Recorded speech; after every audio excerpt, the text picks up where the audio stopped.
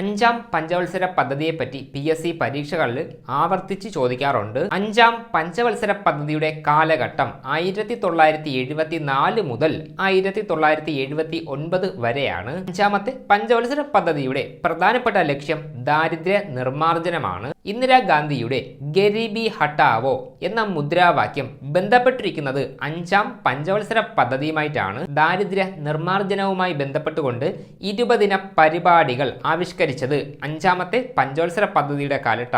അഞ്ചാമത്തെ പഞ്ചവത്സര പദ്ധതി തയ്യാറാക്കിയത് DP ദർ. അഞ്ചാമത്തെ പഞ്ചവത്സര പദ്ധതി ലക്ഷ്യമിട്ട വളർച്ചാ നിരക്ക് 4.4%, എന്നാൽ കൈവരിച്ച വളർച്ചാ നിരക്ക് 4.8%.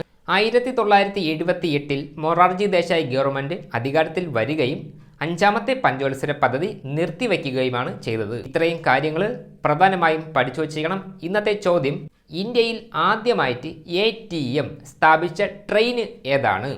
ഇതിൻ്റെ ആൻസർ കമൻ്റ് ഇടുക.